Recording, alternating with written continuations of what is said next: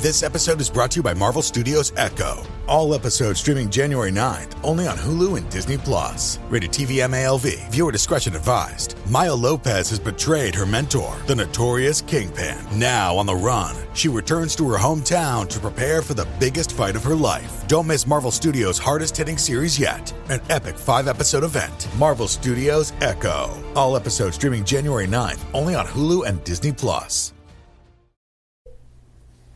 Hey everyone, I'm using a different microphone to record this time so I can talk to you in each ear. So if you're listening out loud, I recommend headphones for this episode. Otherwise, I'm going to just get really quiet as I go to each ear. I have the funniest setup right now. So my neighborhood, I've talked about it a billion times, how loud my neighborhood is. And lately it's like someone injected steroids into that. It's just been fireworks starting at about 3 p.m. every day. Yes, when it's still light outside. Tons and tons of fireworks, loud fireworks. Like, my neighbors have gotten their hands on professional level fireworks. I'm going to turn this up a little bit. So this microphone, I can actually adjust the sensitivity. It can get really sensitive. It can get so sensitive and pick up so much sound. In fact, I had my 18-year-old cousin staying with me for a weekend, and I don't know if I should tell the story, but my neighbors were fighting out in the parking lot, and the way my apartment building is set up is like a few different buildings surrounding a big parking lot, and across the parking lot, these neighbors were having like just a blowout, just screaming at each other. And I know that's not funny, but when you live in apartments, it just gets to a point where sometimes your neighbors, you can't help but overhear them because they're so loud. So you can't help but eavesdrop and kind of laugh a little bit. Anyway, I had been showing her this new, at the time, new recorder. It's a Tascam DR40, by the way, if anyone is interested in recording devices. And she went and grabbed it from my office and put in headphones, and she turned up the sensitivity as high as it would go, and she managed to eavesdrop on their entire conversation across the parking lot. So that's a very immoral but very good advertisement for how powerful this microphone is.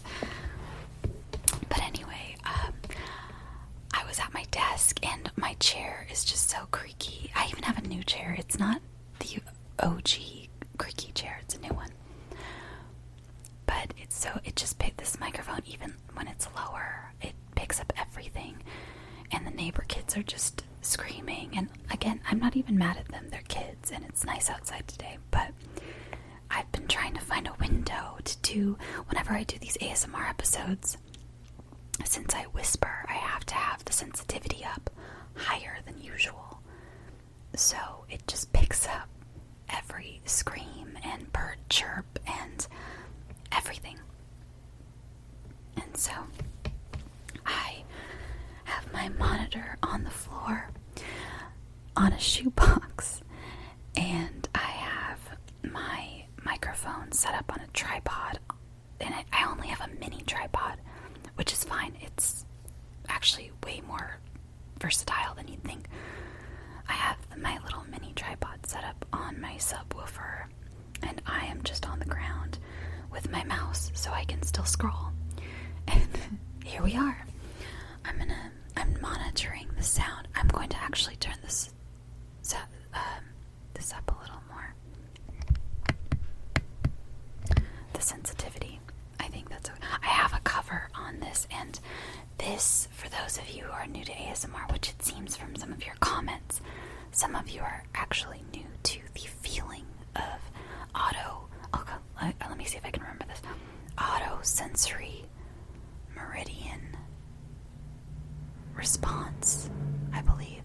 But you just heard that car go by. It's so loud around here. I think that's what it is, autosensory meridian response. But it's basically that feeling, that like kind of, not to be crass, but it's almost like an orgasmic, but non-sexual orgasmic feeling that you get when you hear certain sounds. I've had it my whole life, and I could never put a name to it. And as an adult, when I found ASMR videos, I felt like this crazy vindication of, oh my god, like that's a thing. It's a thing. It's not just a weird thing that I do. I still remember the first time I felt it, or at least that I remember feeling it. It was we were having a spelling test in the first grade, and I don't even have that great of a memory, but this just stuck with me. That really crazy. And one of the spelling words, this is how little we were, it might have even been kindergarten. One of the spelling words was cake. The word cake, C-A-K-E, cake. And the way my teacher said cake, I remember her walking around the room. She would walk around the room and just say the words out loud. And we'd write them down, you know. And I remember pausing and feeling this it was almost like that feeling of someone like tickling your back and you get goosebumps, but in my brain. And I just, oh my god, it was the craziest feeling. So for those of you experiencing that for the first time with my, I keep wanting to say videos, it's because I mostly watch ASMR videos with my audio files. I don't know what to call these. Then that makes me really happy, because I'm so happy I can provide that experience to you, especially if it's your first time. That's amazing. It's just this cool feeling. Like when I rediscovered ASMR videos, it was like, wow, it was, I don't know, this vindication, and it's so calming and makes you just feel like so crazy good. But I have this fuzzy mic cover. It's mostly to block out wind when I record outside, and it helps right now. Like if I didn't have it on, you'd just hear the sounds of my breath in the microphone, and it'd be really distracting because this microphone, again, is so sensitive. It just picks up everything. But this, to me, is one of the coolest sounds. I'm going to get to the unusual deaths, don't you worry. But this, to me, is one of the coolest sounds.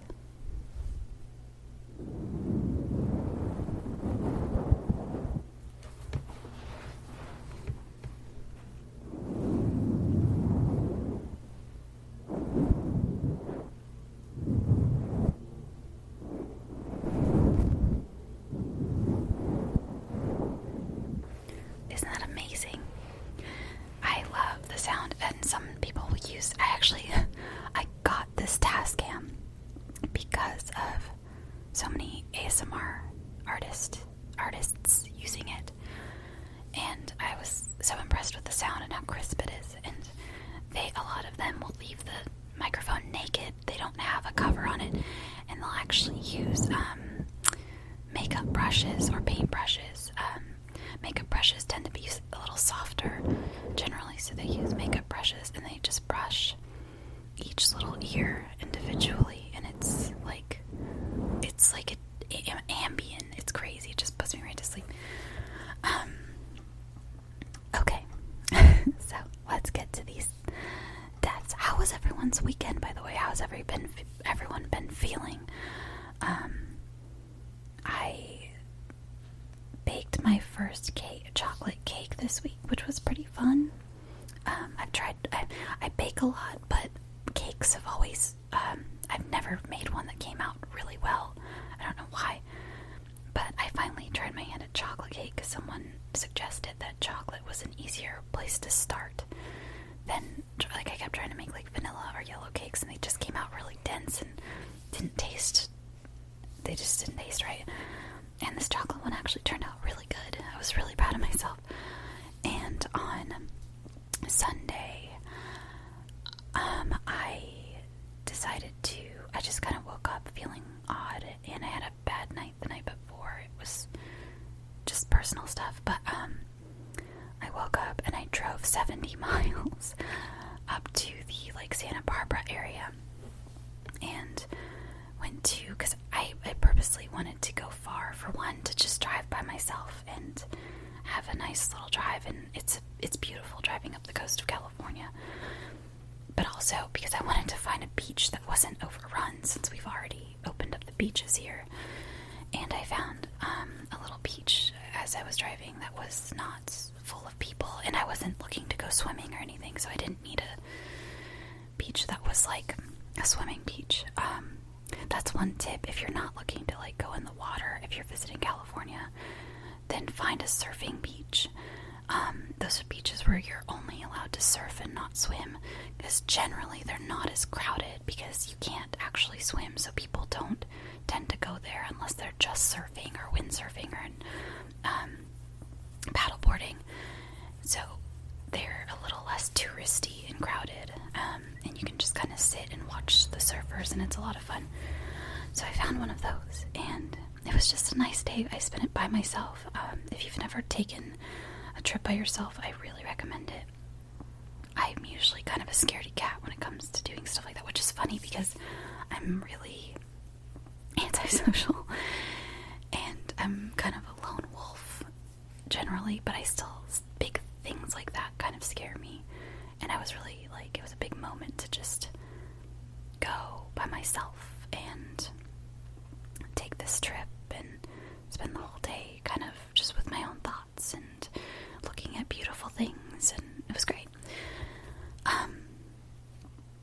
Anyway, on to the unusual deaths.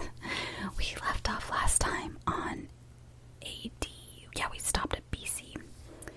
So we are on AD.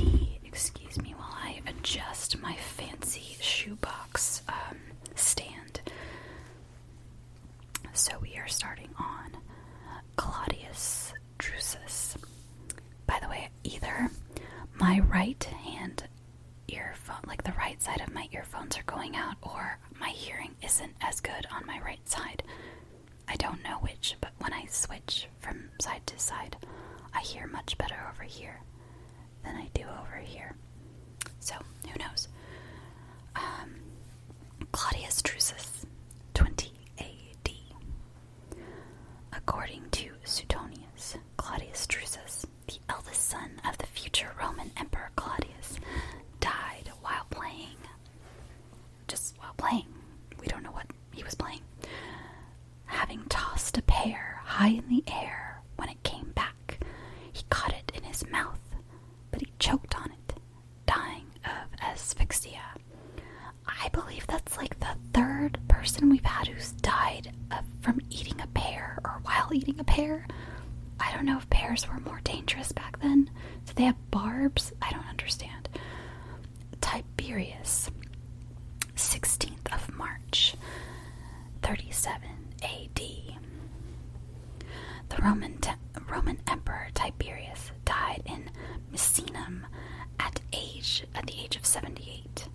According to Tacitus, the emperor appeared to have died, and Caligula, who was at Tiberius's villa, was being congratulated on his succession to the empire when news arrived that the emperor had revived and was recovering his faculties. Those who had moments before recognized Caligula as Augustus fled in fear of the emperor's wrath, while Macro, a prefect of the Praetorian Guard, took advantage of the chaos to have Tiberius smothered with his own bedclothes, definitively killing him. I wouldn't say that's like an unusual death. I mean, it's tragic and crazy, but I don't think that's very unusual to smother a king or an emperor. Simon the Zealot, 1st century AD. Simon is someone many of you may be familiar with because he was an apostle of Jesus. According to an ancient tradition, Simon, an apostle of Jesus, I already said that, Wikipedia, was sawn in half in Persia. So, also, they he was sawn in half, and they have a little illustration here. I almost said picture, but they definitely don't have a photograph. And it looks like he was sawed in half the way you would least want to be sawed in half, if you get my drift. And he's hanging upside down in this little illustration. I don't know if that's just an artist's rendering or if that's actually how he was sawed in half. By the way, we're getting into the early 80s, which means we're getting closer to the Middle Ages. And I know that the Middle Ages get gruesome, like real bad. Just an FYI, it's not all pears from here out. So, St. Lawrence. So if he's a saint, you know it was probably pretty bad. 258 AD. Sorry if you can hear me shuffling around on my carpet. Or you're welcome, because it might be a nice sound for you. I don't know. The deacon, St. Lawrence, was roasted alive on a giant grill during the persecution of Valerian. Prudentius tells that he joked with his tormentors, "Turn me over. I'm done on this side." He is now the patron saint of cooks, chefs, and comedians. Gotta have a sense of humor, even when you're being roasted alive. Ragnar Lodbrok. What a name. This is in 865. Ragnar Lodbrok, a semi-legendary Viking leader. Imagine going down in history as like semi-legendary. Whose exploits are narrated in the Ragnar's saga Lodbrokar. I don't know if I pronounced that right. A 13th century Icelandic saga is said to have been captured by Isla of Northumbria, who had him executed by throwing him into a pit of snakes. Well, Louis III of France, the 5th of August, 882. Man, they've had Louis for so long in France. Just Louis. Louis III, King of West Francia, died aged around 18 at Saint-Denis. I know how to pronounce that because of Red Dead Redemption. Whilst mounting his horse to pursue a girl who was running to seek refuge in her father's house. Oh my god. He hit his head on the lintel of a low door and fell, fracturing his skull. Well, fucking good. Don't chase after women on horseback when they're trying to run away from you. Not that I'm wishing death on people. Sorry. It's just, I'm not like that sad about it. Sigurd the Mighty of Orkney, 892. Sigurd the Mighty, the second Earl of Orkney, strapped the head of his defeated foe, Male Brigty, to his horse's saddle. Oh, I've actually heard of this guy. I was just telling my husband about this guy, and I could not remember for the life of me his name. Strapped the head of his defeated foe, Male Brigty, to his horse's saddle. Brigty's teeth rubbed against Sigurd's leg as he rode, causing a fatal infection, according to the Old Norse Heimskringla and Orkneyinga sagas. That's like karma out the ass, man. Edmund Ironside, the 30th of November, 1017. Edmund Ironside, King of England in 1016, was allegedly stabbed whilst on a toilet by an assassin hiding underneath. I wonder if he was underneath, as in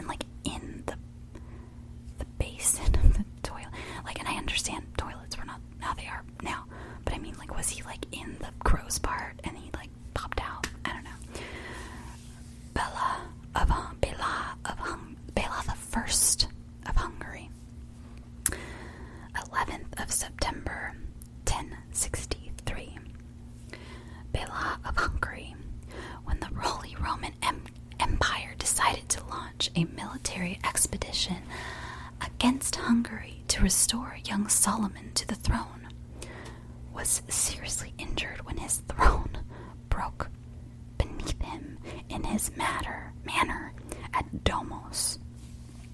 The king, who was half dead according to the Illuminated Chronicle, was taken to the western borders of the kingdom, where he died at the Creek of Canisa on the 11th of September, 1063. Crown Prince Philippe of France, the 13th of October, 1131. Crown Prince Philip of France died while riding through Paris when his horse tripped over a black pig running out of a dung heap. That's another one we've already had before, is someone's horse tripping over a pig.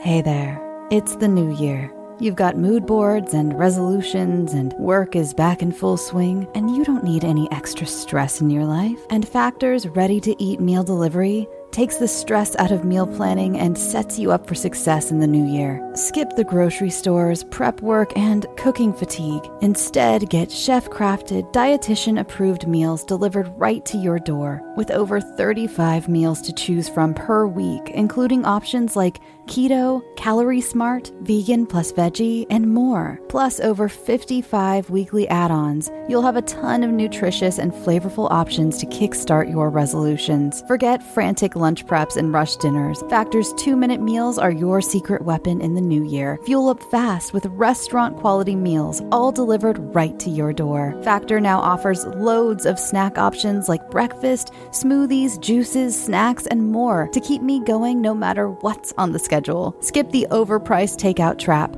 Factor is cheaper and way more delicious than takeout. Get chef-crafted, restaurant-quality meals delivered right to your door. They are ready to heat and eat in just 2 minutes, which means more time for you. Need a special occasion meal? Gourmet Plus is the perfect solution if you're looking for fast, upscale options done easily. When things get hectic, Factor is flexible. Change up your order every week with plans from 4 to 18 meals per week. Or pause or reschedule your deliveries anytime. Stress less over meal times in the new year. Factor's no prep, no mess meals free up time otherwise spent on shopping, cooking, and cleanup.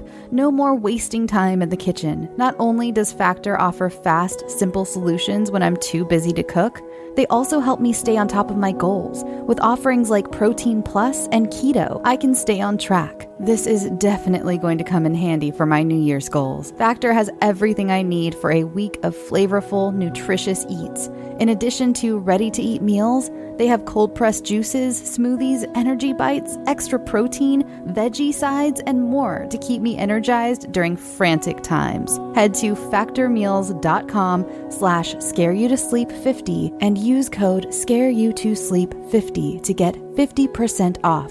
That's code scareyoutosleep50 at factormeals.com. As many Scary to Sleep fans know, I've been going through a lot of changes in my life. And one thing I've been doing is getting my finances much more organized, and that includes paring down some of the subscriptions I pay for. It feels like everything is a subscription these days, be it for the gym or streaming services or music, the list goes on, and something that has helped me tremendously is Rocket Money. They not only helped me cancel subscriptions that were a pain to try to do myself. Have you ever tried to deal with some of these companies directly? It's just a headache. Rocket Money also alerts me when the subscriptions I did keep go up in price, giving me the ability to weigh my options and keep those little extras that add up oh so quickly in check. Rocket Money is a personal finance app that finds and cancels your unwanted subscriptions, monitors your spending, and helps lower your bills. I can see all of my subscriptions in one place, and if I see something I don't want, I can cancel it with a tap. I never have to get on the phone with customer service. Rocket Money has over 5 million users and has helped save its members an average of $720 a year with over 500 million in canceled subscriptions. Stop wasting money on things you don't use. Cancel your unwanted subscriptions by going to rocketmoney.com/scareyoutosleep. That's rocketmoney.com/scareyoutosleep. rocketmoney.com/scareyoutosleep. Henry I of England. Oh, this is a good one. The 1st of December, 1135. While visiting relatives, Henry supposedly ate too many lampreys against his physician's advice, causing a pain in his gut and ultimately his death. Al-Mustasim, 20th of February, 1258. Al-Mustasim, the last Abbasid Caliph of Baghdad, was executed by his Mongol captors by being rolled in a rug and then trampled by horses. Edward II of England, 21st September 1327. That's my birthday, by the way. It's also Stephen King's birthday. Neither of us were born in 1327, though. I was born much earlier than that. Edward II of England was rumored to have been murdered after being deposed and imprisoned by his wife Isabella and her lover Roger Mortimer by having a horn. Oh God! Wow, this one's by having a horn pushed into his anus, through which a red hot iron was inserted, burning out his internal organs without marking his body. However, there is no real academic consensus on the manner of Edward II's death, and it has been plausibly argued that the story is propaganda. So, I don't know. John of Bohemia, 26th of August, 1346.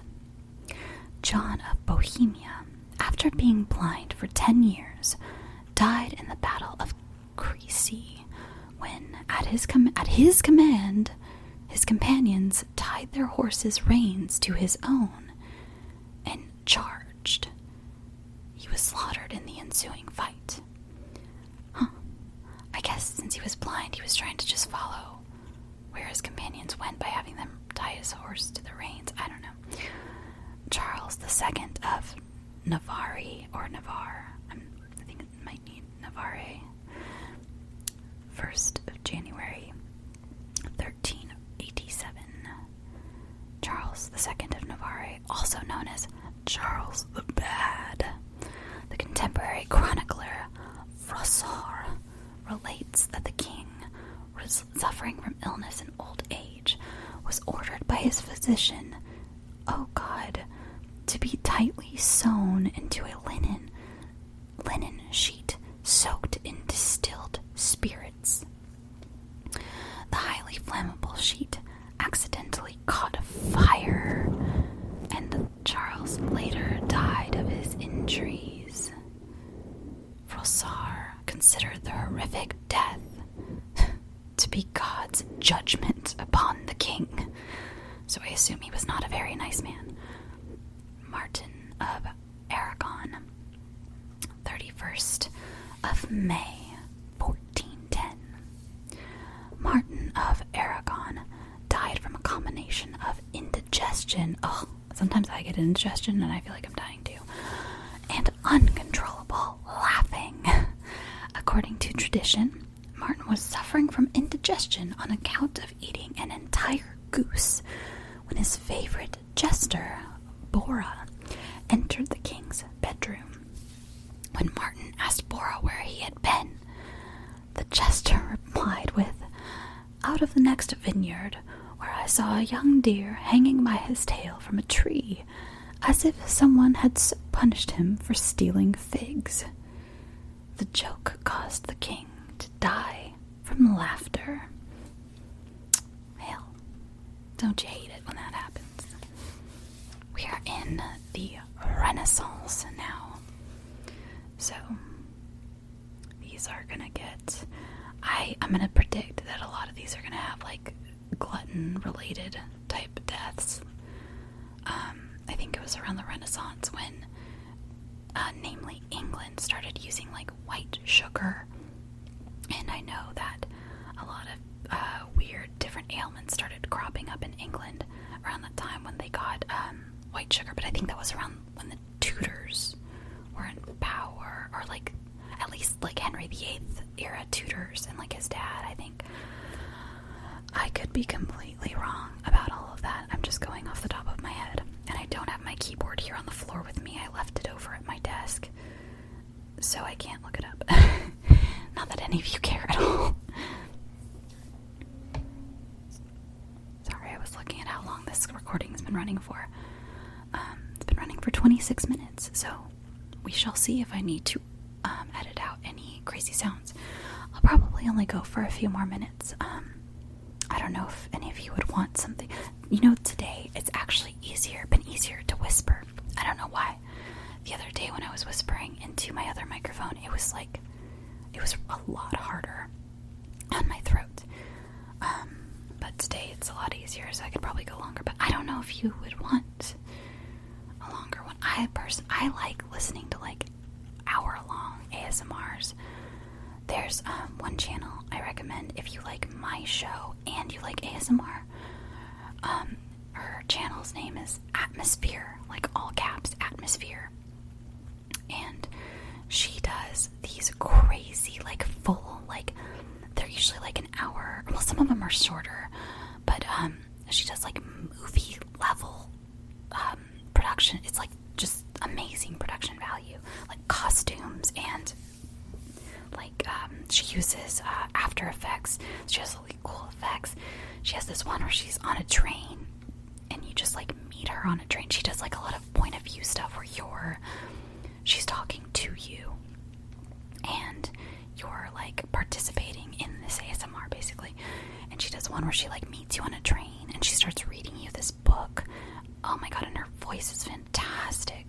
She has another one where you're at a tailor's and you're getting fitted for an outfit for a royal. She also doesn't, she keeps it very gender neutral. Like she doesn't make reference to your gender at all. So it's easy to slip into every video of hers. But this one, you're at a tailor, and it's my favorite. She's a tailor. She also plays the woman you met on the train who like makes a cameo, and she's like, "Oh, we met on a train," and it's all these noises of her like measuring you with tissue paper, and it's set in like I think like the 1800s, and she's measuring you with tissue paper, and you can hear like people kind of like outside the shop, and you can hear when she puts like her needle in her mouth to like hold her needle, and that sound, that might sound disgusting to some of you, but that sound of her just like biting down on the needle is like, oh my god, fantastic. Plus the whole thing, it's like watching a movie. She has a lot of sci-fi ones too, where she's in space and she's like saving you in space. It's really cool. Wow, that was a tangent. Where were we? Okay, Renaissance. George Plantagenet, I think. Duke of Clarence, 18th of February, 1478. George Plantagenet. I don't know how to say this last name. It's spelled in English Plantagenet, so I think it's Plantagenet, but I could be completely wrong. First Duke of Clarence was allegedly executed by drowning in a barrel of Malmsey wine. Apparently his own choice, once he accepted that he was to be killed. Oh, this next one is insane. If you guys ever get a chance to look this up, or have your computer or your phone in front of you right now, look up the dancing plague of 1518. It's a fascinating little tidbit of history. But this is it, the victims of the 1518 dancing plague. July 1518. In July 1518, several people died of either heart attacks, strokes, or exhaustion during a dancing mania that occurred in Strasbourg. Ooh, is it Alsace? Alsace? I'm going with like the pronunciation of Versace. Or I could go showgirls and say it's Alsace, but I'm definitely sure it's not Alsace. Anyway, in Strasbourg, in the Holy Roman Empire, there was like a mania that struck the town, and people started dancing and wouldn't stop dancing for like days and weeks. And like it said, people were like just dropping dead of exhaustion and heart attacks and stuff. Crazy. Cosimo Geri, 24th of September, 1537. According to the Florentine historian, in fact, I'm going to go until the end of this. There are only a few more, and we'll go to the early modern period. So we will finish out the Renaissance. Cosimo Geri, 24th of September, 1537. According to the Florentine historian Benedetto Varchi, Cosimo Geri, the 24-year-old bishop of Fano in the Papal States, died of pain due to the shock. Ooh, this is a big trigger warning. This one's like, not that any of them are fun. I feel like, I've been in bad taste laughing at some of these. They're unusual. This one is big trigger warning. So, if you want to skip ahead like a minute or turn it off right now, I'll see you later, because we only have 1, 2, 3, 4 more to go. Okay, I'll see you later, or you can skip ahead exactly 1 minute, and I promise I will be done by then. So, do it now. Okay. Died of pain due to the shock of having been raped by Pier Luigi Farnese, son of the Pope Paul III. And there's like another Wikipedia entry called The Rape of Fano, and it ends with, but the event is far from certain. So I don't really know why it's on this list. Anyway. Pietro Aretino, 21st of October, 1556. The influential Italian author and libertine Pietro Aretino is said to have died of suffocation from laughing too much at an obscene joke during a meal in Venice. Another version states that he fell from a chair from too much laughter, fracturing his skull. Hans Steininger, 1567. Hans Steininger, the Borgau-master of Brno, then Bavaria, now Austria, died when he broke his neck by tripping over his own beard. There's actually a picture of a statue next to his name, and it's a statue showing a very, very bearded man. The beard, which was 4.5 feet, 1.4 meters long at the time, was usually kept rolled up in a leather pouch. That is quite a beard. Marco Antonio Bragadin, 17th of August, 1571. Marco Antonio Bragadin, Venetian Captain General of Famagusta in Cyprus, was gruesomely killed in August of 1571 after the Ottomans took the city. He was dragged around the walls with the sacks of earth and stone on his back. Then next he was tied to a chair and hoisted to the yardarm of the Turkish flagship, where he was exposed to the taunts of sailors. Finally, he was taken to the place of his execution in the main square, tied naked to a column and flayed alive.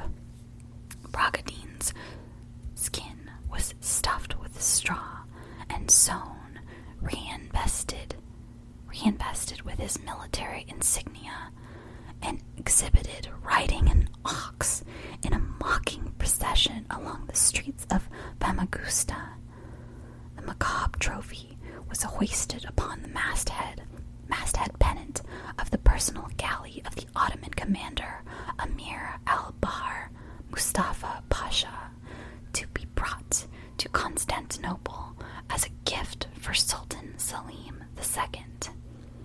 Bragadin's skin was stolen in 1580 by a Venetian seaman and brought back to Venice, where it was received as a returning hero. Woof! That is grotesque. Talk about macabre. Yeah. Okay, this is the last one of the Renaissance. Tycho Brahe, 24th of October, 1601.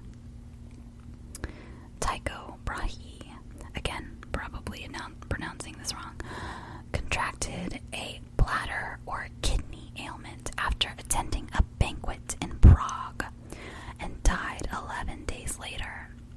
According to Kepler's first-hand account, Brahe had refused to leave the banquet to relieve himself because it would have been a breach of etiquette. After he had returned home, he was no longer able to urinate, except eventually in very small quantities and with excruciating pain.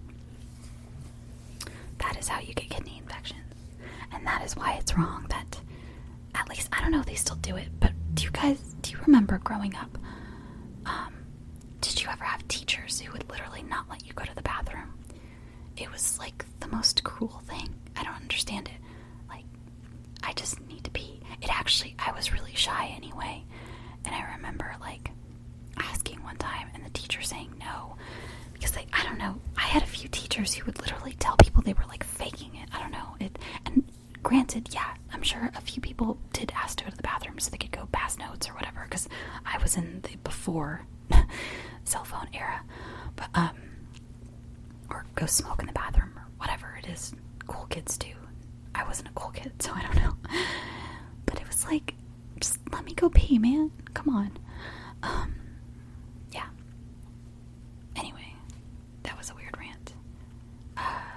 Oh, that's right, this reminded me that there was so I thought about starting another show about like mistresses and basically sex lives throughout the ages, because I've read a few very interesting books on royal sex lives, and I remember there was an anecdote, and I cannot for the life of me remember which mistress it was, but there's a story of a mistress, I believe it was in England, was riding with the king one time on this really, really long carriage journey, and you know, back then you couldn't like stop at a 7-Eleven and use the bathroom, so you would like do your business on the side of the road and stop.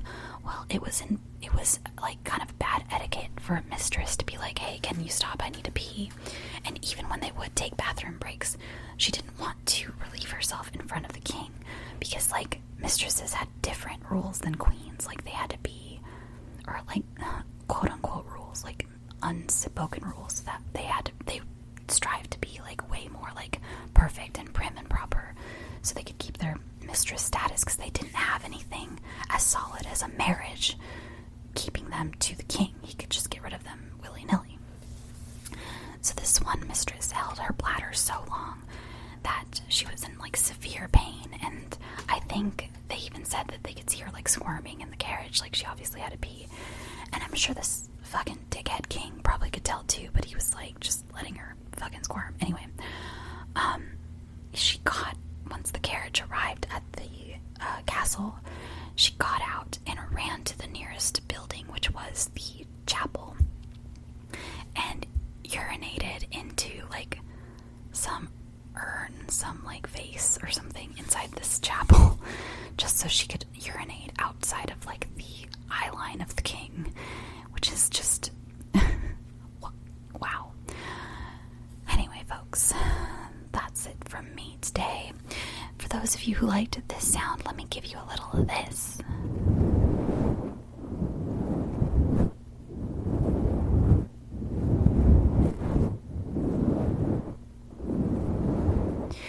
I think it reminds me of the sound of like someone stroking your hair right next to your ear, and I think that's why it feels nice.